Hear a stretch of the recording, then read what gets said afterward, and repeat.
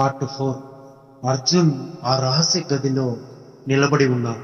అతని ముందు ఉన్న అద్దంలో రవి, అలాగే ఆ ఇంట్లో ఇంతకు ముందు కనిపించకుండా పోయిన వాళ్ళందరి ప్రతిబింబాలు కనిపిస్తున్నాయి. అప్పుడే వెనుక నుంచి వృద్ధురాలి గొంతు వినిపించింది. ఈ అద్దంలోకి వచ్చిన వాళ్ళు ఎవరు తిరిగి బయటకు వెళ్ళలేరు. అర్జున్ ధైర్యం తెచ్చుకొని అడిగాడు, నువ్వెవరు? రవిని ఎందుకు బంధించావు? వృద్ధురాలు చెప్పింది, ఈ అద్దం అని నాశనం చేసింది. ఇందులో చిక్కున్న వాళ్ళ ఆత్మలు బయటకు రావాలంటే ఈ అద్దం వెనుక ఉన్న శక్తిని నాశనం చేయాలి. అప్పుడే రవి అద్దం లోపల నుంచి అరిచాడు, అర్జున్, అద్దం పక్కన ఉన్న దీపాన్ని ఆర్పేయి. అర్జున్ వెంటనే ఆ దీపం వైపు పరిగెత్తాడు. వృద్ధురాలు అతన్ని ఆపడానికి ప్రయత్నించింది, కానీ అర్జున్ దీపాన్ని కింద పడేశాడు. ఒక్కసారిగా గది మొత్తం చీకటిగా మారింది. అద్దంలో పెద్ద పగుళ్ళు ఏర్పడ్డాయి. ఛట్ ఛట్ ఛట్!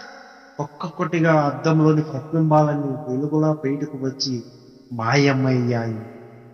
చివరిగా రవి అర్జున్ వైపు చూసి నవ్వుతూ, నన్ను బయటకు తీసుకొచ్చావు, ధన్యవాదాలు అని చెప్పాడు. అంతే, రవి కూడా ఆ వెలుగులోకి కలిసిపోయాడు. వృద్ధురాలి రూపం కూడా నెమ్మదిగా కనుమరుగైంది. కొన్ని క్షణాల తర్వాత అర్జున్ నేలపై స్పృహకు లేకుండా పడిపోవడం. ఉదయం గ్రామస్తులు ఆ ఇంటికి వచ్చి అర్జున్ను బయటకు తీసుకొచ్చారు. అద్దం పూర్తిగా పగిలిపోయి నేలపై ముక్కలుగా పడి ఉంది. ఆ రోజు తర్వాత ఆ ఇంట్లో ఎప్పుడూ ఠక్ ఠక్ అనే తలుపు చప్పుడు వినిపించలేదు.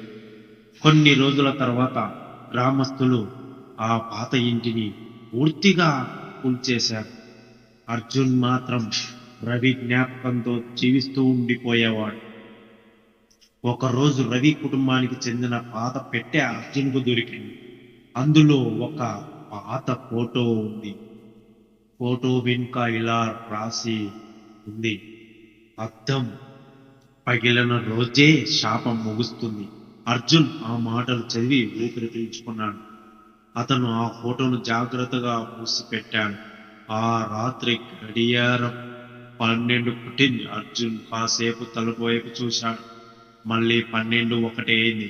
ఇంట్లో ప్రశాంతమైన నిశ్శబ్దం మాత్రమే ఉంది. అర్జున్ చిరునవ్వుతో కళ్ళు మూసుకున్నాడు. ఆ రాత్రితో రవి కథ ముగిసింది.